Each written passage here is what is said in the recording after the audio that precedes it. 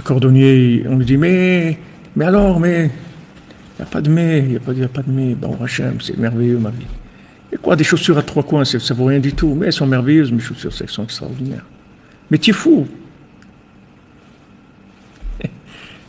Et joyeux, il danse, il est content, c'est tout. Hachem lui a donné ce qu'il lui a donné. Merci mon Dieu, c'est tout. Tamakadosh. On voit le chemin, les chemins de la Gdusha, les chemins, la sanctification. Sanctifier, tu sanctifies le temps, tu sanctifies tout quand tu dis merci. C'est la sanctification. C'est la reconnaissance que tout vient de Dieu. Alors tu dis merci, c'est tout. Tu n'oses pas demander. Qu'est-ce que tu vas demander?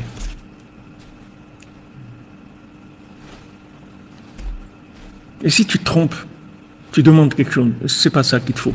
Qu'est-ce que tu sais que tu demandes? Demande pas. Dis merci. Il y a toutes les demandes. Non, merci à toutes les demandes. Le merci, c'est pas limité. C'est ce que je dis tout à l'heure.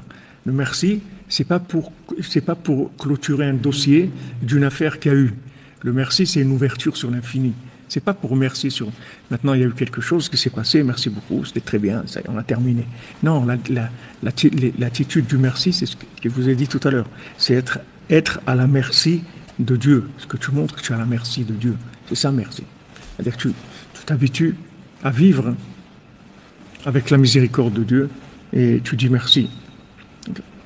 Abraham Avinu, il se lève tôt, il va sacrifier son fils. Hachem ne lui a pas dit de se lever tôt.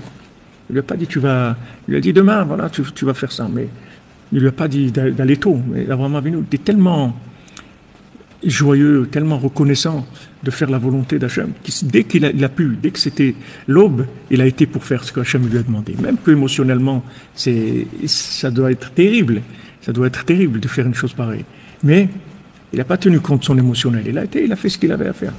Et voilà, grâce à ça, il sera qu'il a eu Rivka. Et elle est née Rivka au moment de la Kedah.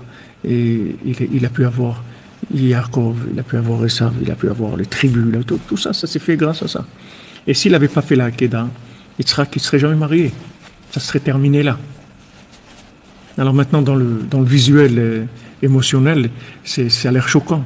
Comment maintenant Hachem il promet un truc et d'un autre côté il lui dit va, tu vas l'égorger, tout, c'est choquant.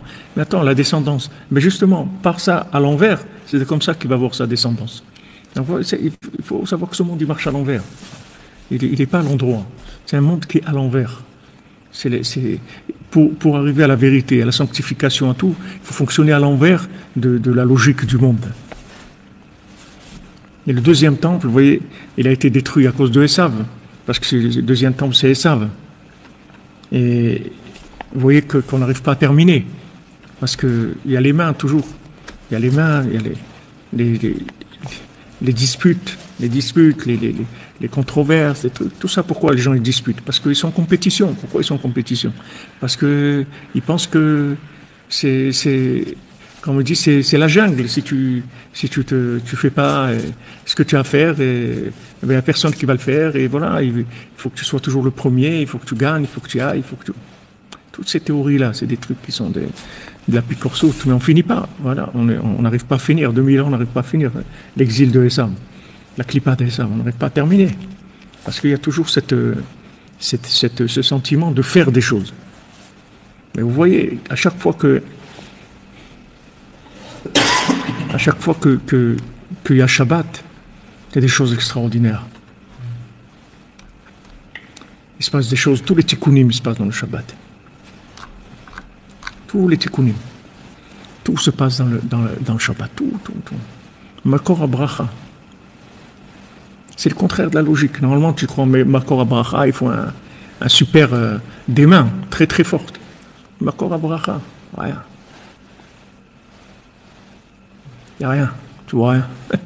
Shabbat, qu'est-ce que tu fais? Rien, tu chantes. Merci mon Dieu, c'est tout. C'est tout. Il y a tout dedans. Tout. Absolument tout.